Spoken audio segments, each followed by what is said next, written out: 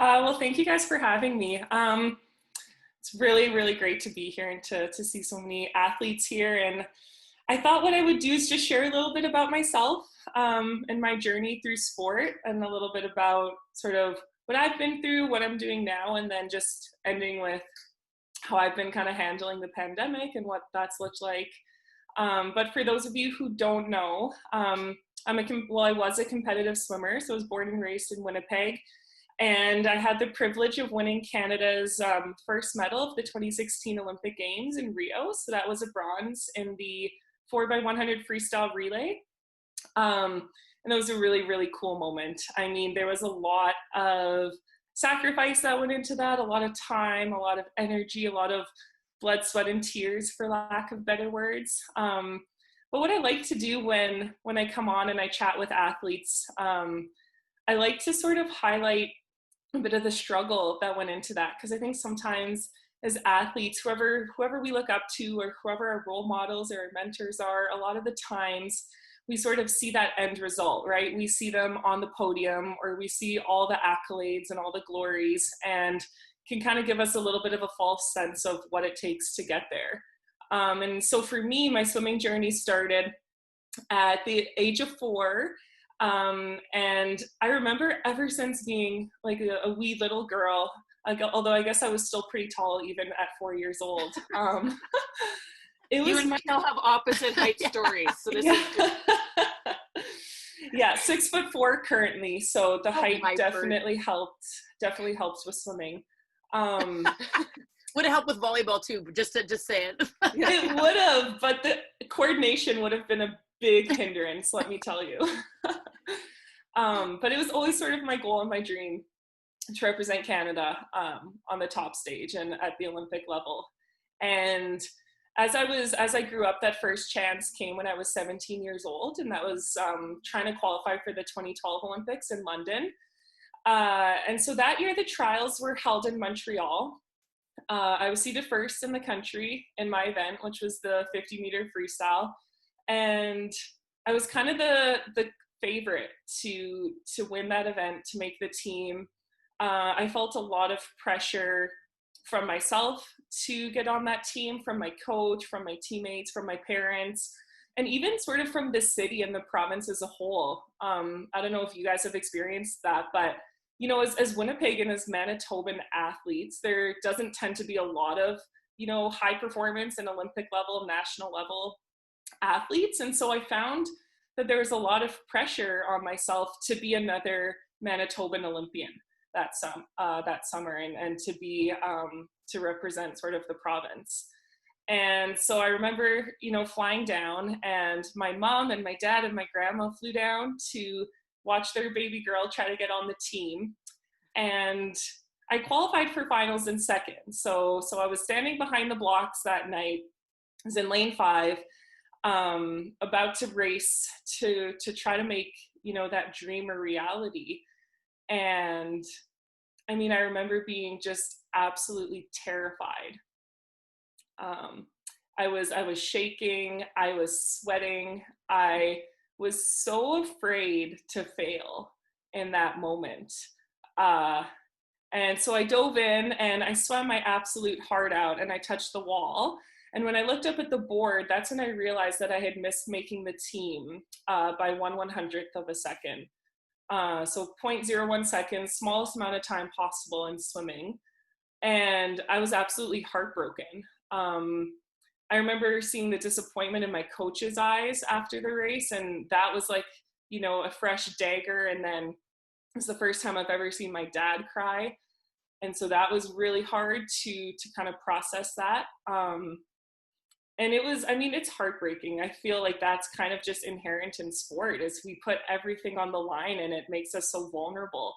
And so that was a really, really tough moment to get through for myself. And so I got a lot of questions afterwards about whether I was going to keep swimming for the next 4 years. You know, at that point I was in grade 12 in high school. I wasn't, or maybe it might have been the summer of grade 11 actually. And I didn't know where I wanted to go to college, or if I wanted to keep swimming. So I just took a couple days to kind of self-reflect on why I was doing it in the first place. because at that point I was swimming upwards of 30 hours a week. It was pretty much my entire life. You know, I didn't go to my high school grad. I missed out on a ton of parties and friends' birthdays and just sort of the normal stuff that teenagers go through during those last couple years at high school. And so I asked myself just a really, really simple question. And that was, why the heck was I putting in all this time and effort in the first place? Like, what was the point? What was my purpose here? And it turned out that the answer to that question was really, really simple. And it was just because I loved the sport and I was really, really passionate about it.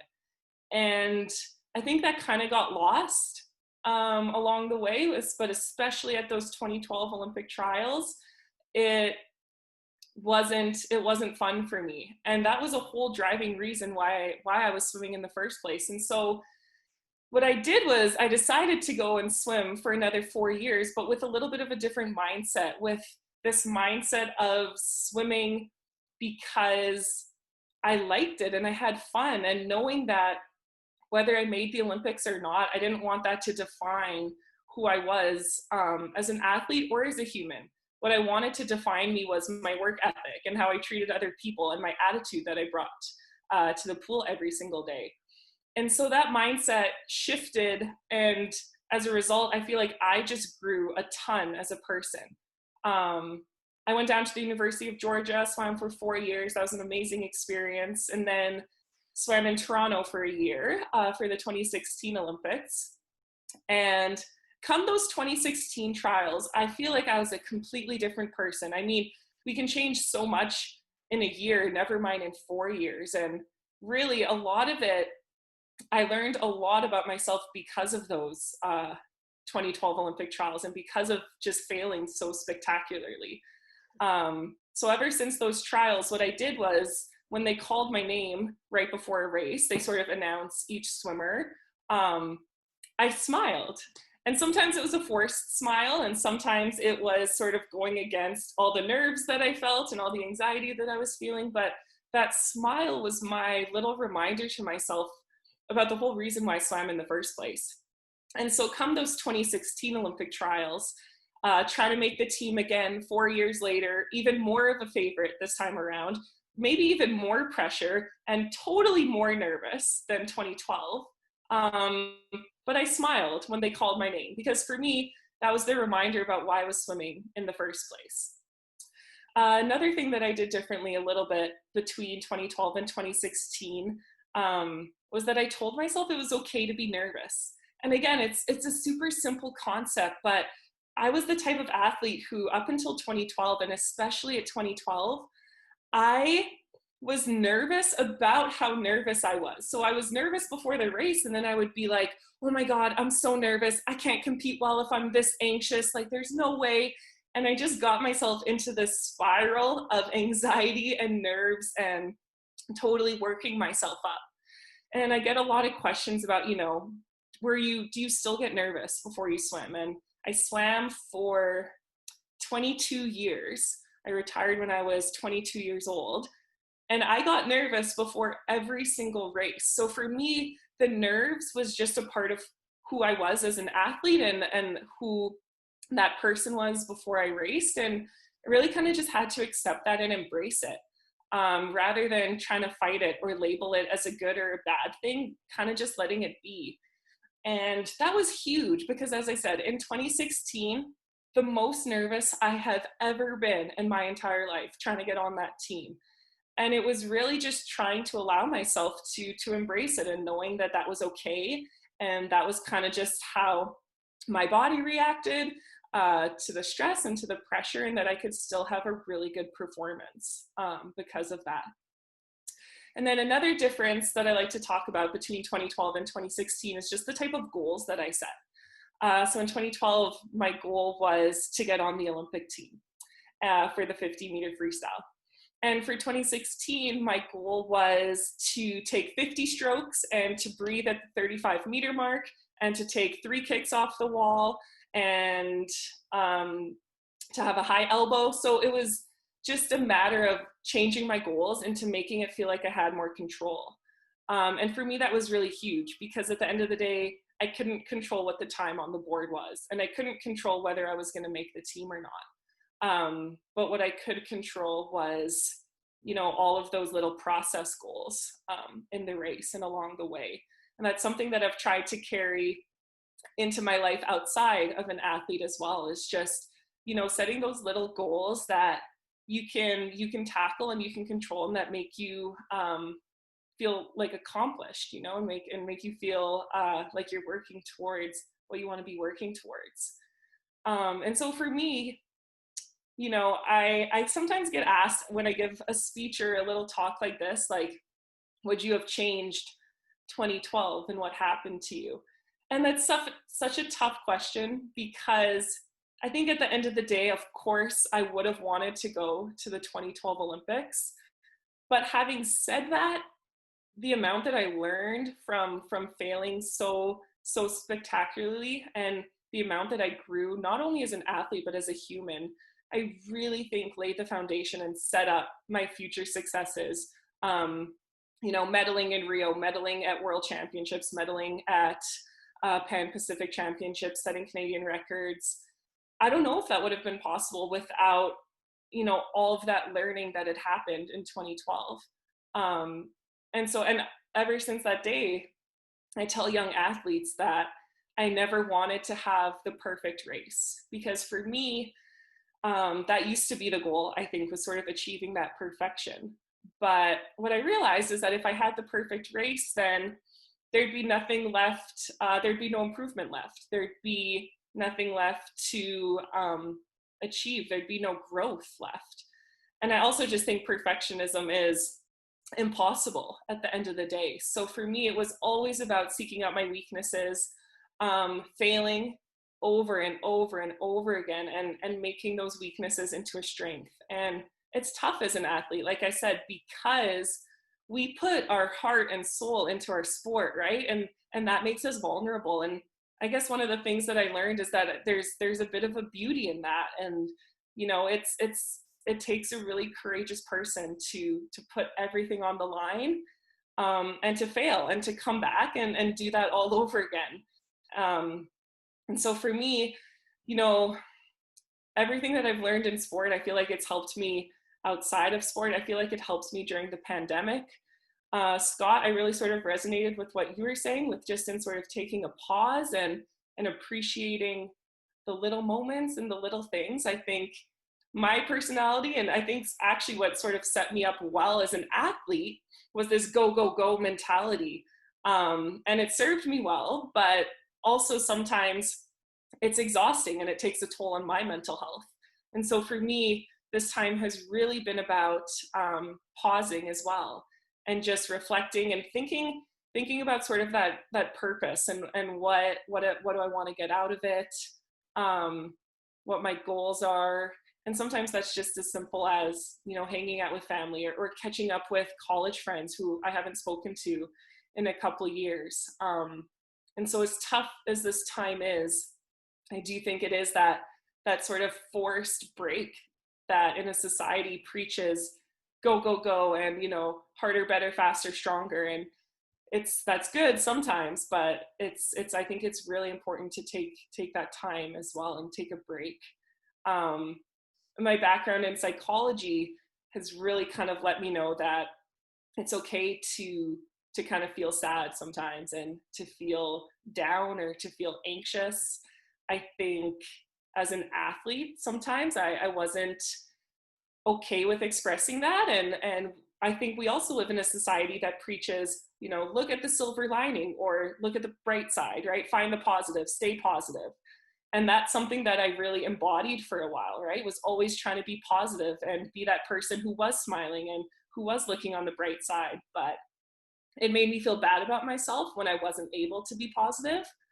And so for me, in such a sort of unprecedented time, it's been really important to give myself the space and the compassion to feel those, quote, more negative emotions, whether that be sadness or anger or anxiety, and really just sort of allow myself the space to feel that, because at the end of the day, that means we're humans, and not a robot. but that's tough as an athlete, you know, that's been a journey, and that's still something that I'm working on, is really just sort of that compassion and that acceptance piece. Um, but yeah, that was a little while. So that's kind of my spiel. That's good. It's amazing. Such a powerful spiel. And yeah, so much lived experience and so much wisdom. I can't thank you enough for sharing your story, Chantal. And there's so much that you said that resonated. Michelle, you know? Yeah, for sure. You know what? It's amazing what stands out for me when I listen to.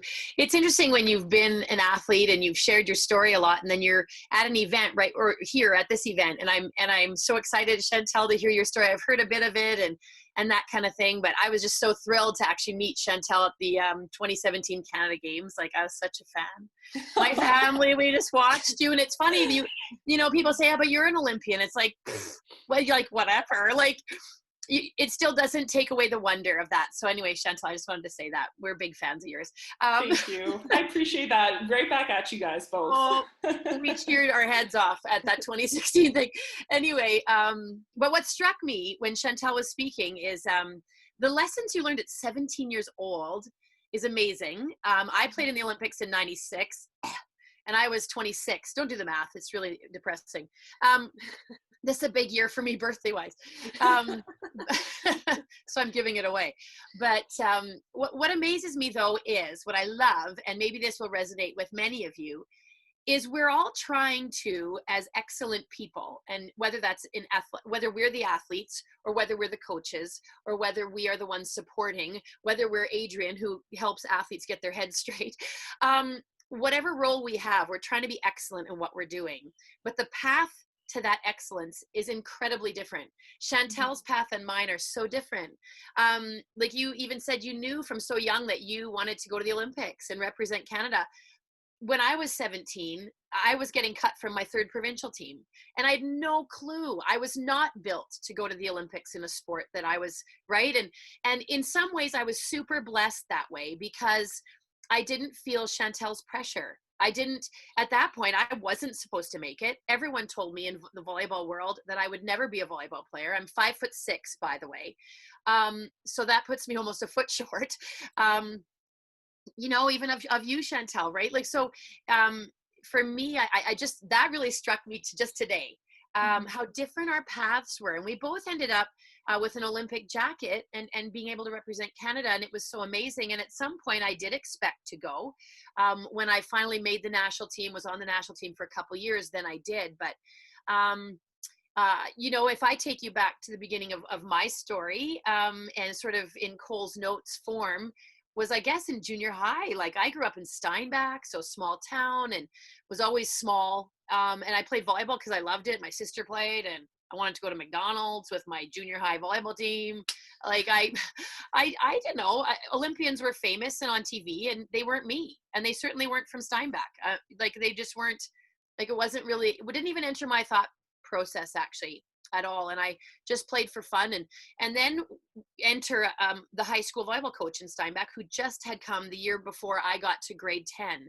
She came to Steinbach from Winnipeg, played at U of M, you know, and enlightened us all of what real sport was. And people have asked me lately, like, who would your heroes have been, or who would, you know, and she would absolutely have been the reason. I don't know if she had entered my life if I would ever have done anything, just simply because I wouldn't have known to do it. And so she encouraged me to try out. And so I went into the big bad city of Winnipeg, and, you know, talk about being terrified, right? But in a much different way. I was just so scared because I thought I was sort of brutal. I didn't even believe her, you know, that I had a chance. And well, I was right, because I got cut. But anyways, that was like grade 9 or whatever. So the same happened in grade 10, and then in grade 11 I tried out again, and, you know, I didn't even last the week. The coach pulled me over, you know, second day in, and told me I should just go home. He appreciated my effort, you know, and stuff, but I was still so small, you know, and he was sort of almost, you know, apologetic for me, like, sorry that you know, were so hard done by.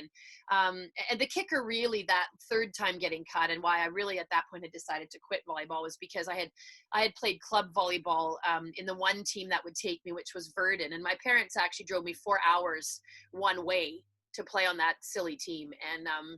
And they did that twice a week. So pretty crazy commitment from, people in my life, and then still failing for the third time, and still not growing. Like grade 8, I was done. Like, so that, was really a factor in that sport. That's a factor. And so I quit, and quite honestly, ended up making it back onto that provincial team because both the setters, which was the position I played, both quit, and really it was almost embarrassing that that's the only way I got to be on that team. But I was embarrassed for about 20 seconds. And then I just grabbed that spot with everything in me because I just thought, you know what, you humble yourself, my dear, because this is it. Like, and so, and that's when my life changed really from that moment. And just decided to really, without knowing it, I guess, do the whole sports psychology thing. Good for you. And this, I mean, that was in the 80s. Like, we didn't even know about sports psychology then, or mental, like how that even connected with sport. And so, I mean, I just really dug in and decided to set more balls than anybody else in the world, as far as I knew. And, go early to practice, stay late, and put in extra time, and really was able to stay on that provincial team. And I got to play at U of M, and always was extra time there too. The coach was, very honest with me, and he was very honest all of the time. Not in the nicest way, but he just told me I had to put in extra time if I wanted to play at the next level because I was so small. And I was willing to do anything. I would have sacrificed anything to play volleyball. Time, friends, whatever it was. And Chantal, you talked about that. And I mean, but you even did that at an earlier age. That's amazing. Different sports demand different things, right? And so I played at U of M, and things started to go really well. I mean, we started to win. We won 3 national championships, and I was recognized with a lot of individual awards in a team sport. But so that you sort of would, I always thought the next step would just easily be the national team, and that wasn't as easy as the coach told me I wouldn't make the team. He felt he owed me the tryout. So I wanted to punch him in the face, but I didn't. And so I decided not to go to the tryout until my university coach, who had invested thousands of hours in me, for lots of gain in that we had success, but you never got paid for all those hours, I don't think. He convinced me to go, even though it was sort of really a lost cause. And through that first year on the national team, I made it, but I made it because he was waiting for a taller girl from Calgary to take my place. And then I, got to sort of stay on the team based on some of those things, and really just decided to just remain sort of the burr on his, just hung on. I hung on for dear life. And as things went, and we were successful when certain people were together, the chemistry of that, and the sheer determination of that. And going to Atlanta was amazing for me, but even having become the starting setter on the national team for 3 years, and then a month before the Olympics, then I was also, named the second setter, as I wasn't as tall, and he sort of panicked, and we qualified with me playing, but we couldn't compete at the Olympics with a small girl playing. And it was really incredible how many times that the whole height thing and what was out of my control affected my path in the sport. And halfway through the Olympics, we were just getting killed.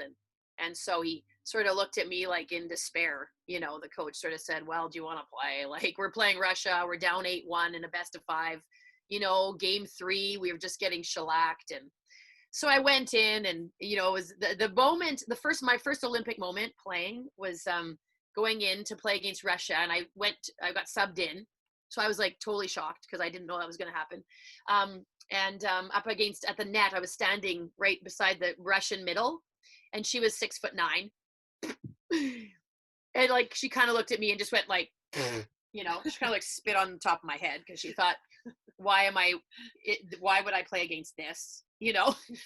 And we came back, we lost, I think 15-12. That was the old days. We only played to 15. And anyway, so I ended up staying in, and we beat Peru at the end of the Olympics. And that was a moment of my life. Still the only game ever that's been won by a Canadian women's volleyball team at an Olympics ever. And that, someone told me that just a couple years ago. I never really put my head around that. But that's one of the things I love telling young athletes a lot is that no matter where you fit in the picture, no matter what people have told you.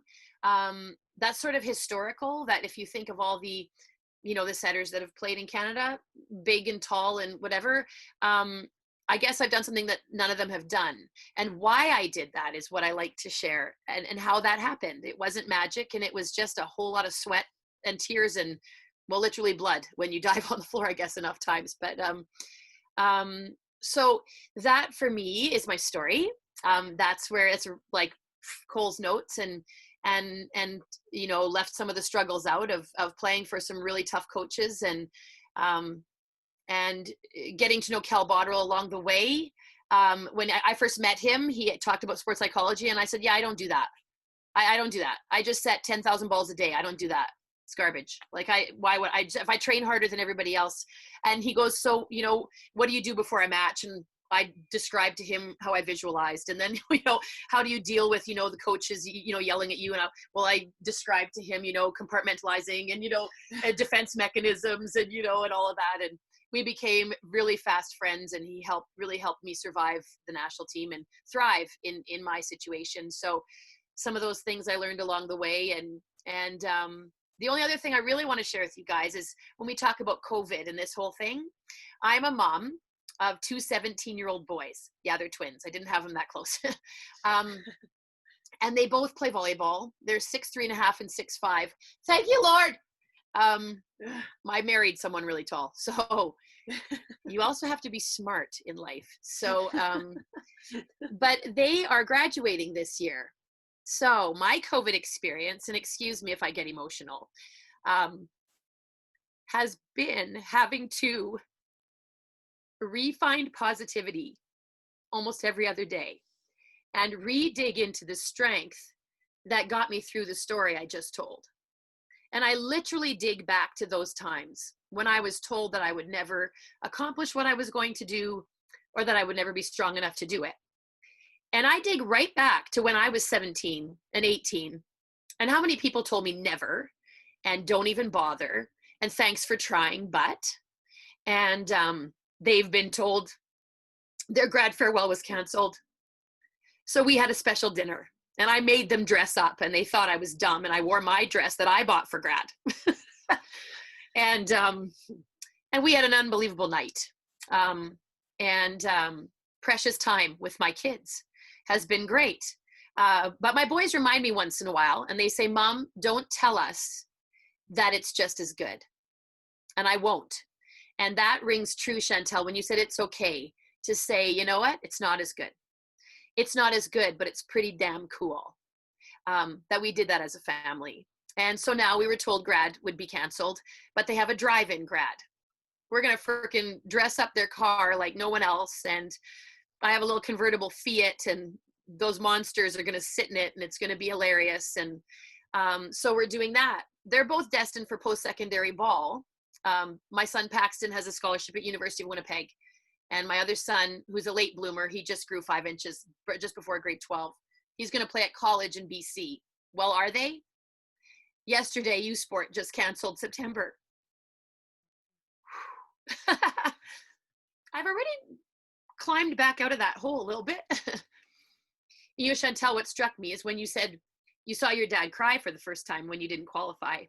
And sometimes as kids, we worry that our parents are disappointed in us. And I can't speak for all parents, but your parents sort of die inside for you. And we cry because we're sad for them. And I think that's more where my tears sit for my kids. And but I've never seen my two sons work out as hard, because we've talked about that. What a precious, unbelievable time to lift weights, to get strong for your sport for when it comes back. So I would say my journey through COVID for myself personally, honestly, it's helped me reflect on how incredibly blessed I was that nothing interrupted my path. Because at my size, if my path had been interrupted, I would have been passed over for someone bigger. I'm sure of it. I needed to grab every moment when I had it. My boys have a window. Some of you athletes, you have this window to become stronger than you ever were before. Because sometimes when you're training, you can't do that. You can't do the off-court stuff. So we're trying to deal with it that way and trying to really say, hey, let's do some explosive stuff. And we've talked to some, trainers and those kind of things. And of course their coaches, their future coaches. But boy, yesterday was another blow. And it's funny, as much as you expect it, honestly, I wasn't even surprised.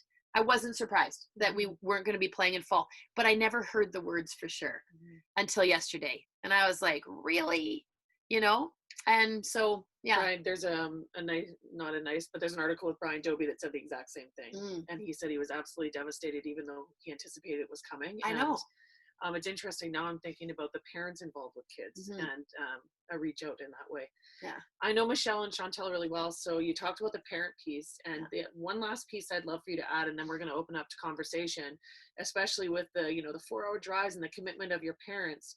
Your parents also made a commitment to go down and watch you at the Olympics, and you were not the starting setter. And I remember a conversation you had with your dad about that. Yeah. And I'm wondering if you can share that with us, because I thought it was pretty profound. Yeah. And as a parent, I don't know if I'm always that wise, but I was sure impressed. I was sure impressed with him and what he said. My dad's an incredible human being. He doesn't even know it. He taught for so many years. And it was interesting. My parents aren't too wealthy.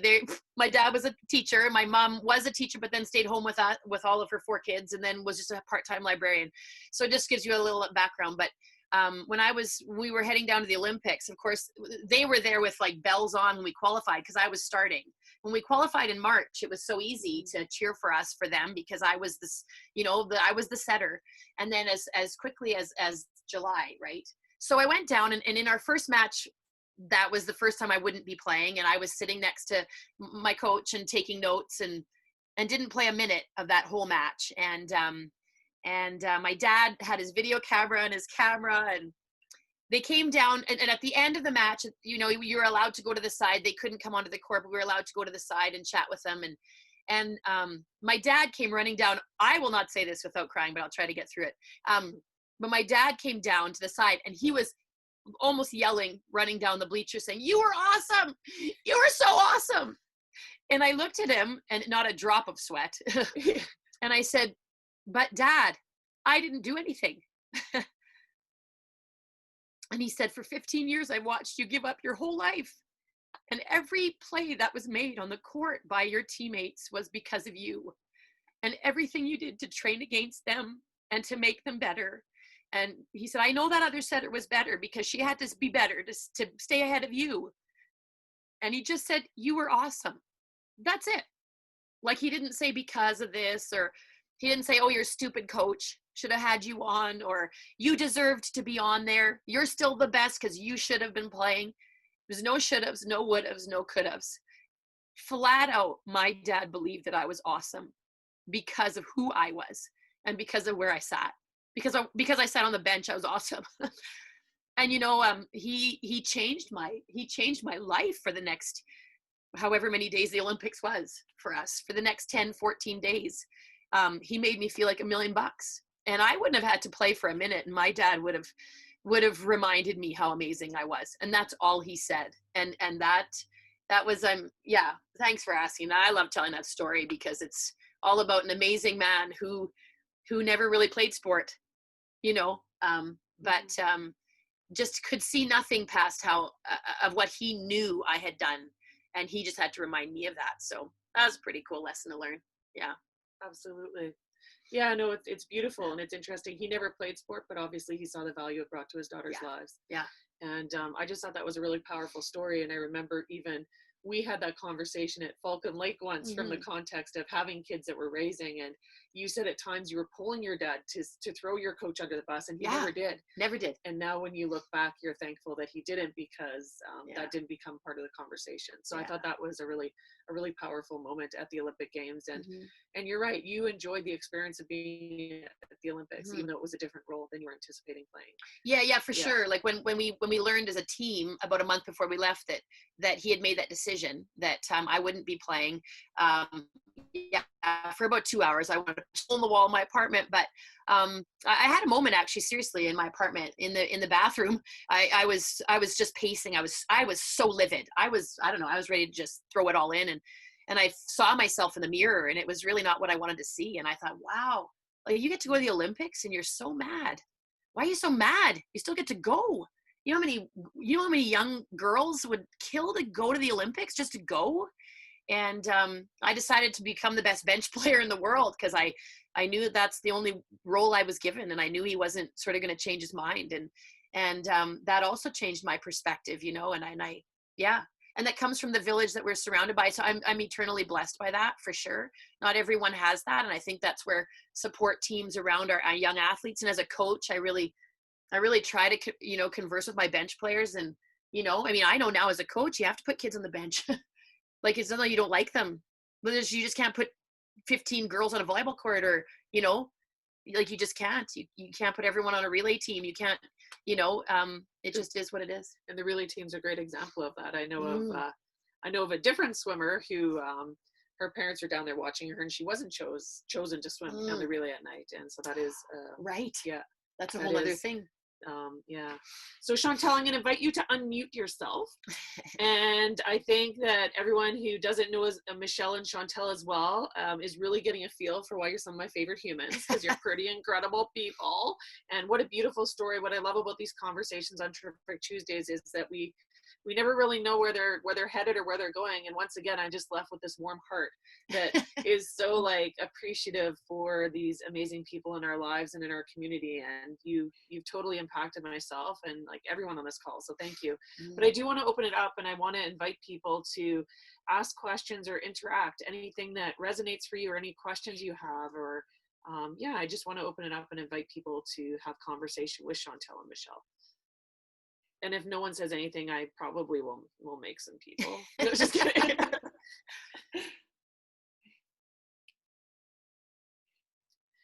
Come on, people. I can see Dallas has left her camera on and she's sort of staring at us, don't you think? Yeah. I wonder if Dallas has anything to say. Or maybe Leah Kirschman. I'm actually, part of me is wondering if Leah Kirschman is still in isolation. She was quarantined for a while after coming back from Europe. So maybe Leah can let us know if she's still in quarantine, and then maybe that will get her on. There you go. Yeah. So here she goes. Leah also is like an unbelievable cook, by the way. Like, she is super healthy recipes too. She knows how to take something that is, you know, if you eat it, you gain about 20 pounds, but then you make it this way and it still tastes good. Like, that's the kind of, incredible. Lots online with Leah. Yeah. So Leah, are you still in quarantine or are you free? I'm free. And you missed Cole and I, or Cole starting a podcast, and it's cake and coaching, and I was going to be featured on that. So I don't know how healthy my recipes are, but well, you can afford it. Endurance sport. Yeah, totally. Endurance sport, and you're not getting the same birthday as us. Exactly. That healthy isn't just about the macronutrients, it's about quality of life. Oh, exactly. I like that. That's good. I agree with you. And so anything from the stories that resonated for you, Leah? From either Chantal or Michelle? Yeah, actually, just a lot of things. It's funny, whenever somebody speaks, I can pick up on like all these things that I've also realized or experienced in my own career. So it's really nice to hear that you're not the only one that goes through that, and there's actually a lot of athletes that have similar experiences. And actually, thinking of Chantal's experience, like not making the 2012 team, like I also had an experience like that. I didn't make the 2012 team, and that was really hard. But I also think that set me up now for the success I've had and learning from that experience. So yeah, I definitely see the value in, like, sometimes it is good to go through those hard moments and you actually grow the most from them.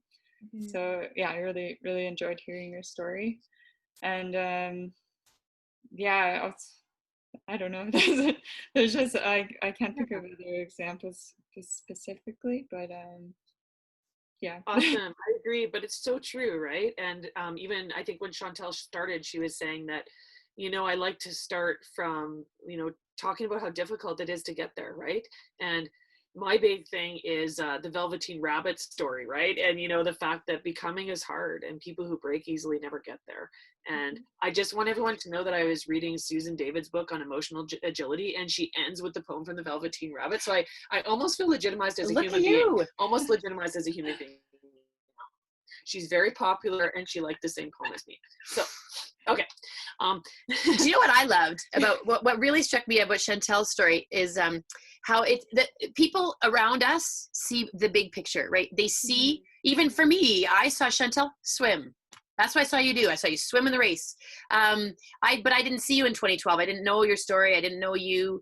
But what I loved is they see the end result, but they don't see those little pieces. And how you talked about, like you literally talked about 3 kicks off the wall, or, whatever your strokes, or like you broke it down so much, which made everything you were trying to accomplish simpler, right? It was like, right? Like it just, and I love that for young athletes. And and it doesn't matter how close people are to you, they don't really know what you went through or what you're going through unless they've done a similar thing.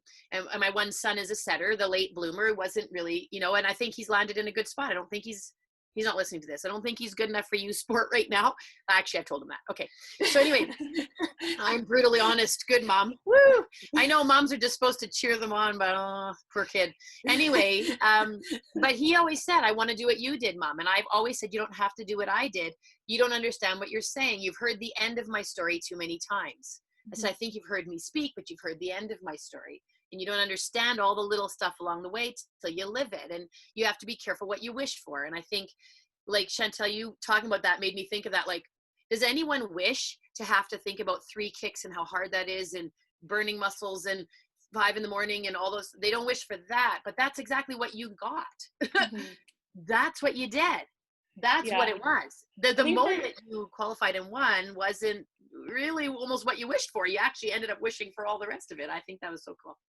Well, I think, thank you. I think it's so important we illuminate that struggle, right? Because I felt the way Leah felt when I didn't make the team in 2012, right? I felt alone and I felt like I had failed. And you kind of just get in your own bubble of like, only athlete who's ever missed make. But it's like, no, it's inevitable in sport, right? And I think the more we have those conversations, it really kind of just almost normalizes it, and actually it's important. I think if you're not failing consistently or semi-regularly, you're probably not putting yourself out there enough. So I think that's important for athletes to kind of come to terms with a little bit, because it's hard, it sucks, it doesn't take away from how shitty it feels.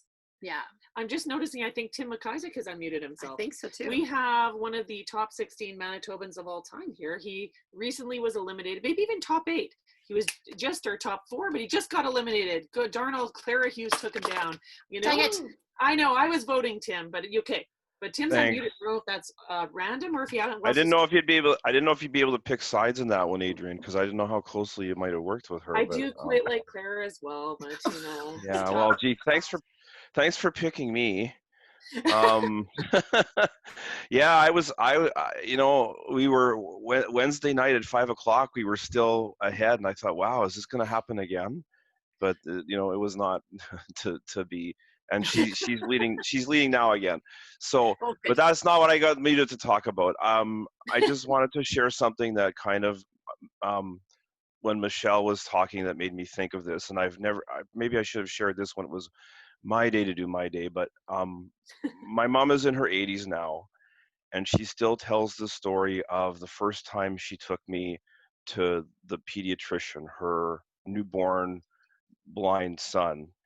And the doctor said to her, the best thing you can do for him is put him in an institution, because he's not going to be able to do anything.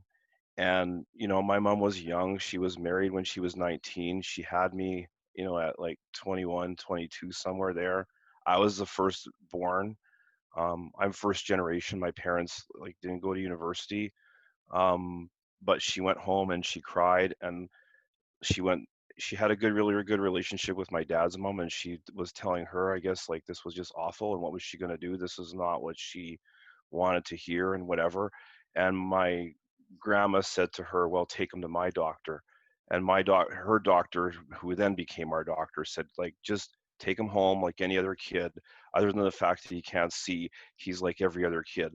So, I mean, my mom's still in her 80s. She still tells us I don't mean this in a condescending way, but being young as she was, she came from a family that is like Eastern European. So one of the things was, if you were the eldest child, and especially the daughter, you sacrifice your kind of own life to support the family. So, she left school at grade 10 and got a job to help support the family. She had to look after her younger siblings while her parents worked.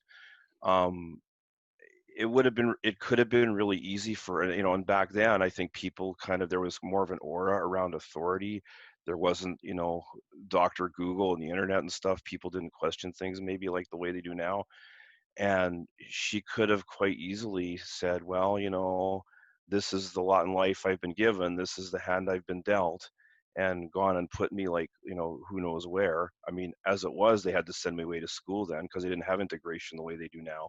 But still, um, you know, when I think about that and where I could have ended up if she had like listened to this guy, like life would have been a whole lot different. And it's just, Michelle, when you were talking, it made me think of that. So I just thought I'd share that, and I hope that's okay. Oh, that's awesome. No, I think it's awesome. I mean, and we've been talking about heroes if we're talking about podcasts, but we're talking about heroes. And it strikes me more and more that, we see certain people as heroes because they're in the limelight, but it's all the people that are, so incredibly not noticed that are so heroic and selflessly heroic. It makes me as a mom, it's been interesting to have been an Olympic athlete and the pressures that have been on my boys in the volleyball world. Oh, you should be good at volleyball. I'm like, well, really? Like, they should be short too. And they're not. Like, really, they're not very much like me in some ways. And yet to strive to be that sort of the hero in the background, just holding them up, which we are inspired by people in our lives, not just our parents, but like those early coaches or, people who come alongside of us and make life possible for us, or even like people that we meet in a group like this, like can become our heroes in a way. And maybe a hero we put in our back pocket, for a time when we really need to remember someone's story or just even one sentence or a quote or something. I don't know. It's pretty cool how powerful that can be. I think for me, it was mostly when you were talking about how the things that you couldn't control were influencing, where you were going in your sport. And there are times now when I think about, when the times that I was down and stuff before, at times like what Chantal was talking about, like 1984 was not a good year for me. I mean, I went and I did it, everything, but I just was not happy. I wasn't there for the right reasons. I was thinking I had to please everybody else and thinking I couldn't. And maybe that's one of the things that when I was feeling like that I would have done well to have thought about was, well, you know what, if your mom would have made a different decision than the one she made, you wouldn't be here. So yeah, that's cool. Awesome. Well, unbelievable time together. I just want to definitely, thank Tim for your sharing at the end. Thank you so much, Scott, for starting us off in such a great way. And to Chantal and Michelle, really appreciate you coming and being part of this community. Makes a difference.